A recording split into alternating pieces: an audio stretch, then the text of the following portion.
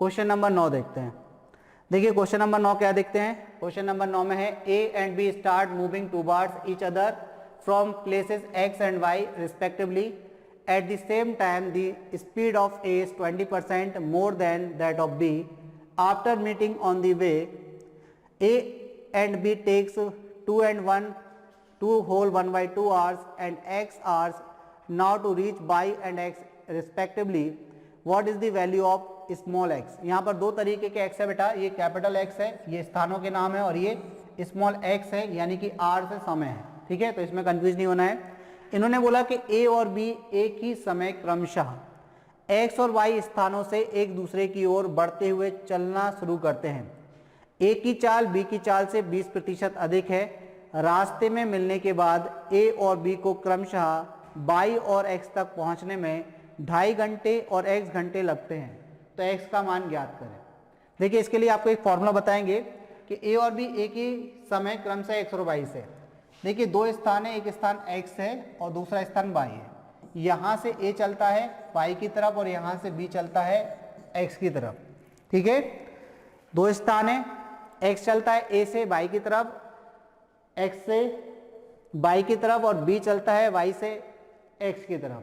अब इन्होंने बोला कि a की जो चाल है वो b की चाल से 20% अधिक है। तो पहले तो अगर हम इनकी स्पीड का रेशियो बनाएं तो 20% मीन्स क्या होता है, तो आप कहेंगे सर 1/5। कंपैरिजन किसका किससे कर रहे हैं, a की चाल का b की चाल से बोल रहे हैं कि 20% अधिक है। a की चाल b की चाल से कैसी है बेटा, 20% अधिक है, तो 20% मीन्स 1/5। कंपैरिजन किसका कर रहे हैं, a का b से, तो ये b की चाल कितनी हो जाएगी 5, a की अधिक है तो 1 अधिक यानी कि a की चाल कितनी हो जाएगी 6। तो हम यहाँ से a और b की स्पीड का रेशियो बना सकते हैं कि a और b की चालों का अनुपात कितना है, तो आप कहेंगे सर 6:5 का अनुपात है a और b की चालों का। अब ये रास्ते में कहीं मिले एक दूसरे से, यहाँ कहीं मिले, a और b यहाँ रास्ते में मिले। अब a को यहाँ से यहाँ तक जाने में 2.5 घंटे का समय लगता है, जबकि b को यहाँ से यहाँ तक जाने में, यहाँ b को जाने में और यहाँ पर a को जाने में, a को 2.5 घंटे लगते हैं और b को यहाँ से यहाँ तक जाने में, यानी कि मिलने के बाद जाने का समय इसका स्मॉल x घंटे का है। ठीक है, ये इन्होंने क्वेश्चन में दिया है। तो जब दो व्यक्ति विपरीत दिशाओं में गमन करते हैं और उनकी चालें आपको दी हैं और मिलने के बाद का समय आपको दिया हो तो कैसे निकालते हो, तो देखिए, तो इसके लिए एक फॉर्मूला होता है, वो याद रखना आप। स्पीड का रेशियो S1/S2 इक्वल टू होता है √T2/T1। ठीक है, मतलब S1 पहले व्यक्ति की चाल, T1 पहले व्यक्ति का समय मिलने के बाद का, S2 दूसरे व्यक्ति की चाल और T2 दूसरे व्यक्ति का समय मिलने के बाद का। तो अब बेटा हम क्या करेंगे, यहाँ पर चालें हमें दी है a और b की, तो S1 यानी कि 6, S2 यानी कि 5 का रेशियो है। T2 यानी कि मिलने के बाद का समय, b को कितना लगता है, तो b को लगता है आपका स्मॉल x, a को कितना लगता है 2.5 यानी कि 5/2 रख दीजिए यहाँ पर। वर्क कर दीजिए दोनों तरफ, तो ये हो जाएगा आपका 36/25, और ये वर्क करेंगे तो ये आपका 2 ऊपर पहुंच जाएगा, तो 2x अपॉन कितना हो जाएगा 5। 5 से ये 5 टाइम कैंसिल, 2 से ये 18 टाइम कैंसिल, तो x की वैल्यू कितनी आ गई, तो आप कहेंगे सर 18/5 आ गई, यानी कि 5 × 15 3/5 घंटे का समय लगता है किसको, b को मिलने के बाद कितना समय लगता है स्थान x पर पहुंचने में, तो 3 सही 3/5 घंटे। तो 3 सही 3/5 घंटे कहाँ दिया है, तो आप कहेंगे सर ऑप्शन सी में दिया हुआ है, तो ऑप्शन सी आपका आंसर हो जाएगा। क्लियर है, चलिए आगे बढ़ते हैं। क्वेश्चन नंबर 10 देखते हैं बेटा। क्वेश्चन नंबर 10 है quadrilateral ABCD circumscribe a circle if AB equal to 8 cm, BC equal to 7 cm and CD equal to 6 cm, then the length of AD is। बोला है किसी वृत्त के चारों ओर चतुर्भुज ABCD खींचा गया है, यदि AB बराबर 8 सेंटीमीटर, BC बराबर 7 सेंटीमीटर और CD बराबर 6 सेंटीमीटर हो तो AD की लंबाई ज्ञात करें। देखिए इन्होंने बोला किसी वृत्त के चारों ओर क्या खींच रहे हैं, चतुर्भुज, तो एक वृत्त बना लिए, और इसके बाद हमने क्या करना है, इसके चारों तरफ एक चतुर्भुज का निर्माण करना है। इस चतुर्भुज इस तरीके से बनाना है कि भाई जो इसकी स्पर्श रेखाओं का काम करे। ठीक है, किसका काम करे, ये स्पर्श रेखाओं का काम करे। क्योंकि चारों तरफ खींचना है, यानी कि ये वृत्त क्या है, इसको केवल अंदर से टच करता है। इस तरीके से आपको क्या बनाना है, चतुर्भुज बनाना है। तो ये चतुर्भुज बना दिया भाई, ये इसको क्या कर रहा है, टच कर रहा है। तो टच करते हुए आपको एक चतुर्भुज का निर्माण करना है, इसकी चारों भुजाओं को छूते हुए जाए वो। तो आप इसको छूते हुए एक वृत्त का निर्माण कर दीजिए। इस चतुर्भुज का निर्माण हो गया जो वृत्त इसको टच कर रहा है, ठीक है। अब इन्होंने ए बी सी डी बोला है, तो नाम दे दीजिए बेटा ए बी सी और डी, ये चतुर्भुज हो गया। क्या क्या दे रखा है यहां पर देखिए आप, तो यहां पर ए बी बराबर 8 सेंटीमीटर, ए बी कितना दिया 8 सेंटीमीटर, ठीक है। बी सी कितना दिया, तो बी सी आपको दिया 7 सेंटीमीटर, बी सी 7 हो गया। सी डी कितना दिया, तो आप कहेंगे सर 6 सेंटीमीटर। और ए डी आपसे पूछा, यानी कि ए वाली भुजा आपसे पूछी है। तो देखिए इसके लिए आपको एक कॉन्सेप्ट याद रखना है कि यदि किसी वृत्त के बाहर आप क्या बनाते हैं, एक चतुर्भुज का निर्माण करते हैं, तो इस चतुर्भुज की विपरीत भुजाओं का योग कैसा होता है, बराबर होता है। डायरेक्ट याद कर ले कॉन्सेप्ट कैसे बनता है, किसी बाह्य बिंदु से वृत्त की परिधि पर खींची गई स्पर्श रेखाओं की लंबाइयां बराबर होती हैं। तो ये अगर यहाँ पॉइंट मानेंगे, यहाँ पॉइंट मानेंगे, ये बराबर होंगे, ये बराबर होंगे, उनका सम करके आपको बताएंगे। इससे अच्छा क्या है, आप डायरेक्ट याद कर ले कि अगर आप एक वृत्त के बाहर चतुर्भुज बनाते हैं और वो वृत्त चतुर्भुज की चारों भुजाओं को अगर स्पर्श कर रहा है, तो इनकी विपरीत भुजाओं का योग बराबर होता है। यानी कि हम कह सकते हैं कि A B plus C D बराबर होगा A D plus B C, ठीक है। ए बी की वैल्यू तो आप कहेंगे सर 8, सी डी की वैल्यू तो आप कहेंगे सर 6, ए डी की वैल्यू तो आपको निकालनी है, बी सी की वैल्यू तो आप कहेंगे सर 7, 8 6 तो आप कहेंगे 14, ए डी प्लस 7 तो कितना हो जाएगा, तो आप कहेंगे ए डी हो जाएगा सर 7 सेंटीमीटर। तो आपका आंसर क्या आ गया, 7 सेंटीमीटर। किस ऑप्शन में दिया आपको, तो ऑप्शन बी में दिया हुआ है। ऑप्शन बी क्या हो जाएगा बेटा, आपका आंसर हो जाएगा। क्लियर। तो ध्यान रखना, जब एक वृत्त को स्पर्श करते हुए एक चतुर्भुज का निर्माण किया जाता है और वृत्त उस चतुर्भुज की चारों भुजाओं को यदि स्पर्श करता है, तो इस प्रकार इसकी विपरीत भुजाओं का योग कैसा होता है, बराबर होता है, ठीक है। चलिए आगे बढ़ते हैं, क्वेश्चन नंबर 11 देखते हैं। क्वेश्चन नंबर 11 में आपको दिया हुआ है, इफ x की power 4 plus x square y square plus y की power 4 equal to 21 and x square plus x y plus y square equal to 7, then the value of 1 upon x square plus 1 upon y square is. Question आपसे कह रहा है कि यदि x की power 4 plus x square y square plus y की power 4 बराबर 21 और x square plus x y plus y square बराबर 7 है, तो 1 upon x square plus 1 upon y square का मान आपको बताना है कि क्या होगा, ठीक है।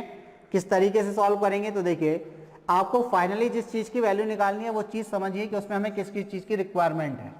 यहाँ पर हमें ये देखना है कि हमें जो चीज़ निकालनी है ना, उसमें हमें क्या क्या चाहिए। तो आपको x square plus 1 upon y square निकालना है, यानी कि 1 upon x square plus 1 upon y square निकालना है।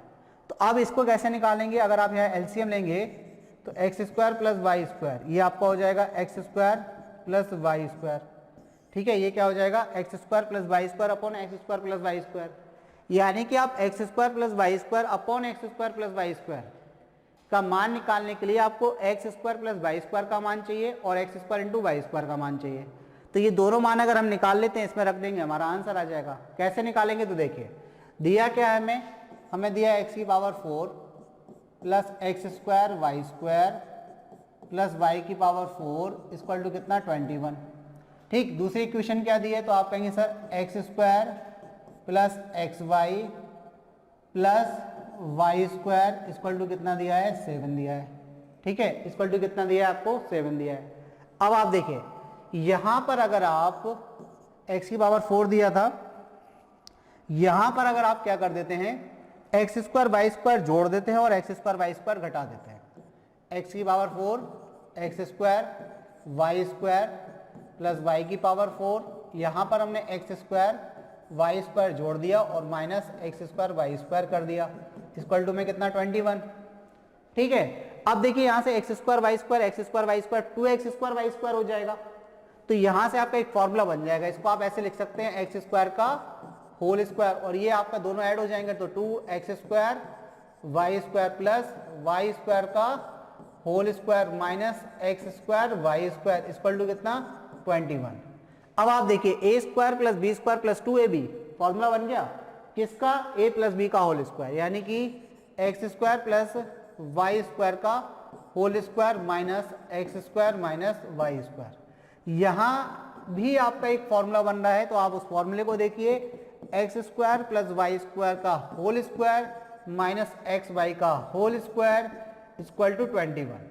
तो यहाँ पर आपका बन गया a square minus b square का फॉर्मूला। तो ये आपका हो जाएगा x square plus y square plus x y, ये होता है ए प्लस बी, और x square plus y square minus x y, यानी कि a plus b a minus B equal to कितना 21। अब देखिए आपके पास वैल्यू है x square plus x y square की वैल्यू है कितनी 7, ये वैल्यू यहाँ रख दे तो ये डिवाइड में चली जाएगी, तो x square plus y square minus x y equal to कितना हो जाएगा, तो 7, ये 21 डिवाइड हो जाएगा 7 से, क्या हो जाएगा बेटा 21 डिवाइड हो जाएगा 7 से, तो 21 को 7 से डिवाइड किया तो कितना आ गया 3। तो अब आपके पास देखिए दो वैल्यूज आ गई, आपके पास दो वैल्यूज हैं, एक तो ऑलरेडी थी, एक ऑलरेडी आपके पास क्या थी, तो आप कहेंगे सर हमारे पास x square plus x y plus y square, ये दिया था आपको 7। दूसरी वैल्यू हमारे पास थी एक्स स्क्वायर जो भी अपन ने निकाली minus x y plus y square, ये कितनी निकाली, तो आप कहेंगे सर ये 3। दोनों इक्वेशन को अगर आप बेटा आप ऐड कर दें तो यहां से आपको क्या मिल जाएगा, x square plus y square मिल जाएगा कि नहीं, तो आप कहेंगे सर बिल्कुल मिल जाएगा।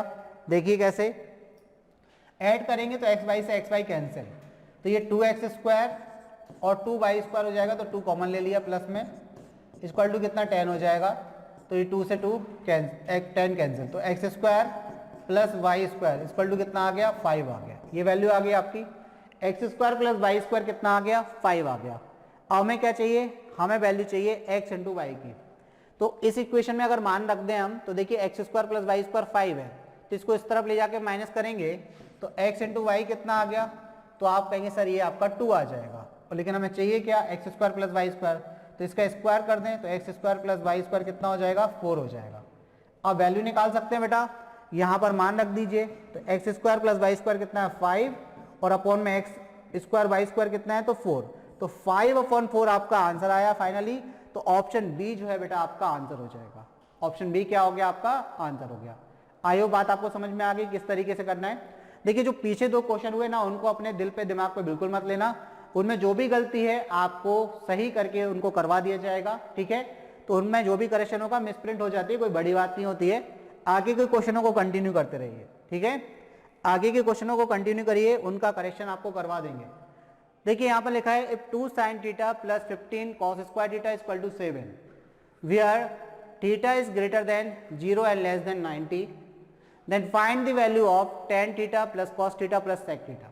क्वेश्चन आपसे कह रहा है यदि 2 sin theta plus 15 cos square theta बराबर 7 है, जहां आपको थीटा की वैल्यू 0 डिग्री से बड़ी है और 90 डिग्री से छोटी है, तो आपको tan theta plus cos theta plus sec theta का मान बताना है कि क्या होगा। किस तरीके से सॉल्व करेंगे, तो जो हमारे पास गिवन है बेटा उसके माध्यम से ये क्वेश्चन सॉल्व होगा। अब कैसे बनाएं इसको, इजी कैसे करें, तो इस इक्वेशन को आपको एक वर्ग समीकरण यानी कि क्वाड्रेटिक इक्वेशन में बदलना होगा, ठीक है। या किस तरीके से आप बना सकते हैं इसको क्वाड्रेटिक इक्वेशन में, देखिए यहां पर लिखा है 2 sin थीटा, क्या लिखा है 2 sin थीटा प्लस क्या लिखा है, तो आप कहेंगे सर 15 cos स्क्वायर थीटा और इक्वल टू में कितना है, तो आप कहेंगे सर 7।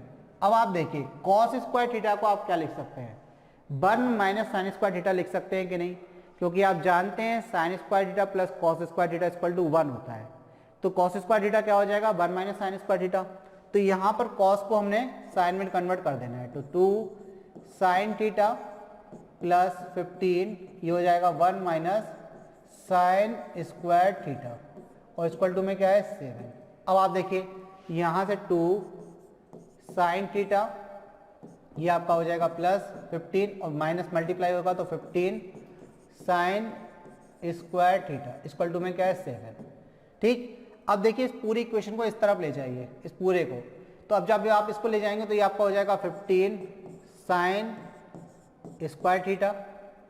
अब ये 15 इस तरफ जाएगा तो माइनस का 8 बचेगा और ये इस तरफ जाएगा तो माइनस का 2 sin थीटा और माइनस का 8 इक्वल टू में क्या 0। अभी आपकी एक वर्ग समीकरण बन गई, ठीक है, जिसमें sign square theta sine theta x की तरह काम करेंगे। तो अब आपको क्या करना है, 15 अट्ठे 120, यानी कि 2 को इस तरीके से तोड़ना है कि जोड़ने या घटाने पर तो आपको क्या मिले, माइनस का 2 मिले, लेकिन गुणा करने पर 120 मिले। तो 12 धास्रम 120 होता है, ठीक है, 12 धास्रम 120 होता है। तो आप यहां पर लिखेंगे 15 sign square theta minus 12 sine theta और प्लस का 10 साइन थीटा, ठीक है। यहां पर क्या हो जाएगा, प्लस का 10 साइन थीटा। तो इसको आप कर दीजिए प्लस का 10 साइन थीटा, और यहां पर माइनस का 8 है तो वो तो चलता ही रहेगा भाई। देखिए 12 में से 10 जाएगा, 2 बचेगा, कॉमन ले लीजिए। तो आप कहेंगे सर साइन थीटा कॉमन आ जाएगा, 3 साइन थीटा कॉमन आ जाएगा, 3 साइन थीटा कॉमन लिया तो 5 साइन थीटा, यही बचा आपका अंदर, और यहां से बचा आपका 4, और यहां से आपने कितना कॉमन लेना है, यहां से आपने 2 कॉमन लेना है। तो 2 कॉमन ले लिया तो यहां बचा आपका 5 साइन थीटा माइनस 4। तो देखिए यहां से 2 वैल्यूज निकल रही है, अब डायरेक्ट निकाल लीजिए। एक वैल्यू आपकी साइन थीटा की यहां से निकलेगी क्या, तो आप कहेंगे सर 4/5 निकलेगी, और एक वैल्यू यहां पर आप करेंगे तो साइन थीटा ये माइनस में आएगी, तो साइन थीटा की वैल्यू क्या निकलेगी यहां से, तो साइन थीटा की वैल्यू यहां से -2/3 निकलेगी। ये वाली वैल्यू नहीं लेनी है क्योंकि ये नेगेटिव है, जबकि थीटा का मान 0 और 90 से छोटा है, 0 से बड़ा 90 से छोटा है। तो अगर फर्स्ट क्वाड्रेंट में है तो फर्स्ट क्वाड्रेंट में आपको पता है कि सभी वैल्यू पॉजिटिव होती है, तो ये वैल्यू हम नहीं लिखेंगे। अब ये नहीं लेंगे तो साइन थीटा की वैल्यू कितनी आ गई, 4/5। अब साइन थीटा की वैल्यू आपके पास 4/5 आ गई। अब बना लीजिए आप राइट एंगल ट्राइंगल। अब साइन थीटा क्या होता है, तो आपको पता है परपेंडिकुलर अपॉन हाइपोटेनियस, यानी कि लंब बटे कर्ण होता है। तो लंब कितना, तो आप कहेंगे सर 4, कर्ण कितना, तो 5, तो आधार कितना 3, ठीक है। यहां पर ये थीटा हो गया। तो अब यहां से देखिए आपके पास सारी वैल्यू आ जाएंगी। अगर हमें निकालना क्या है तो आप कहेंगे sir tan theta plus cos theta plus sec theta, इसकी वैल्यू बेटा हमें ज्ञात करनी है, ठीक है, इस चीज की वैल्यू हमें ज्ञात करनी है। तो देखिए टेन थीटा क्या होता है, तो आप कहेंगे लंब बटे आधार, तो ये 4/3 हो जाएगा, प्लस कॉस थीटा क्या होता है, तो आप कहेंगे आधार बटे कर्ण, यानी कि 3/5 हो जाएगा, प्लस सेक थीटा क्या होता है, तो आप कहेंगे कर्ण बटे आधार, तो यानी कि 5/3 हो जाएगा। एलसीएम कितना लेंगे बेटा, तो आप कहेंगे सर एलसीएम आएगा 15। एलसीएम कितना आएगा 15। अब देखिए एलसीएम 15 आएगा, तो अब 15 आएगा, 3 से कटेगा 5, तो ये ऊपर हो गया 20, प्लस 5 से कटेगा कितनी बार, 3 बार, तो ऊपर कितना हो गया 9, प्लस 3 से कटेगा 5 बार, तो ऊपर कितना हो गया 25। ओवरऑल कितना आ गया बेटा, तो आप कहेंगे सर ओवरऑल तो ये हो गया 45 और 9 कितना, तो आप कहेंगे सर 54। कितना हो गया 45 और 9 54, और बटे कितना 15। 5 3 से कट रहा 5 बार, 3 से कट रहा 18 बार, 18 3 54, 5 से भाग देंगे, 5 3 15, 3/5, यानी कि 5 सही 3/5, 5 सही 3 सही 3/5, 3 सही 3/5 किस ऑप्शन में दिया आपको, 5 सही नहीं 3/3/5 किस ऑप्शन में दिया है, तो आप कहेंगे सर ऑप्शन सी। तो ऑप्शन सी क्या हो गया आपका आंसर। चलिए अगला क्वेश्चन देखिए फटाक से, क्या है क्वेश्चन पढ़िए। अगला क्वेश्चन आपको क्या दिया हुआ है, देखिए अगला क्वेश्चन है the average of first 4 numbers is 3 times the 5th number.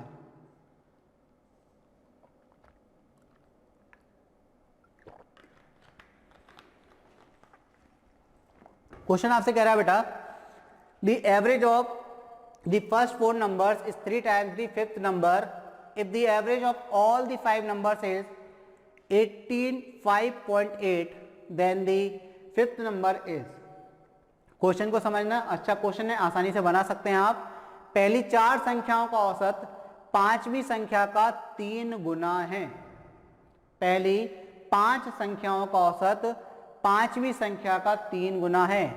यदि उन सभी 5 संख्याओं का औसत 85.8 है तो 5वीं संख्या ज्ञात करें। बिल्कुल सिंपल तरीके से देखना आप। हमने बोला कि 5th नंबर यानी कि 5वीं संख्या, 5th नंबर कितना है 1 है, 5वां नंबर क्या है 1 है। इन्होंने बोला पहली 4 संख्याओं का औसत 5वीं संख्या का कैसा है 3 गुना है। तो अगर हमने 5वीं संख्या 1 मान ली तो एवरेज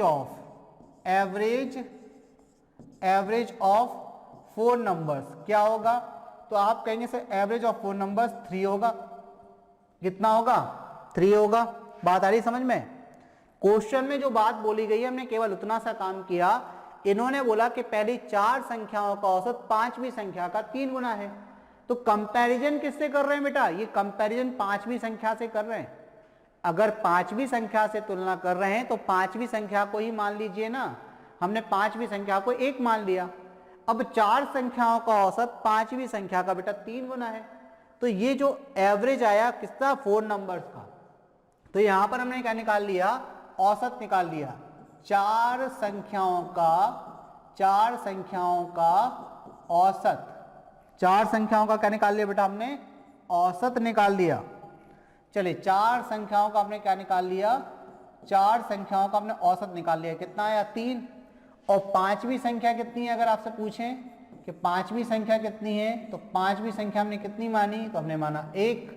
तो यहां से आप देखिए कि 4 संख्याओं का औसत अगर 3 है, 5वीं संख्या 1 है, तभी तो उसका औसत क्या है? 3 गुना है।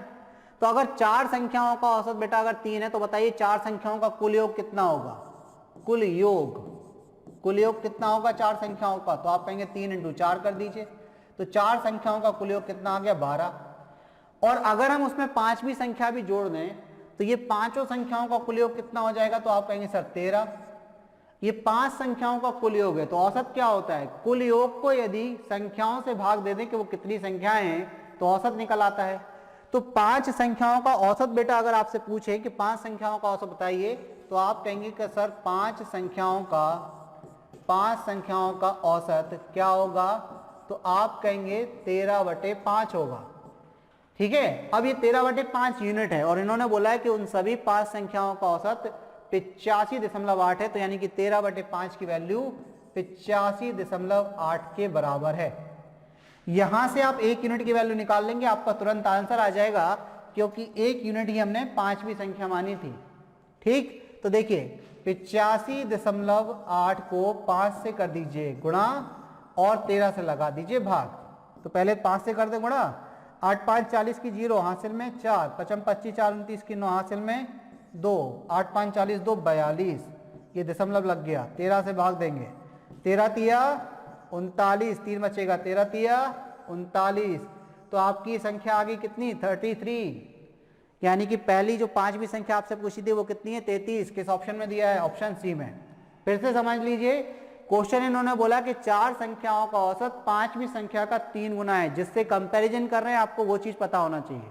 भाई अगर हम आपसे बोलें कि हमारे पास हमारे भाई से दुगने पैसे हैं, तो आप किसके पता लगाओगे पैसे? आप अपने भाई, हमारे भाई के पैसे लगाओगे पता। आपने अगर ये पता लगा लिया कि हमारे भाई के पास कितने हैं, तो आप हमारे तो पता लगा ही लोगे, क्योंकि हमारे पास हमारे भाई से दुगने पैसे हैं। अगर भाई के पास 400 हैं तो हमारे पास 800 होंगे। क्लियर हो रही बात? तो अगर तुलना कर रहे थे कि पहली 4 संख्याओं का औसत 5वीं संख्या का 3 गुना है, तो हमने 5वीं संख्या को बेटा क्या माना? 1 माना। अब जब हमने 5वीं संख्या को 1 माना तो 4 संख्याओं का औसत 3 हो जाएगा।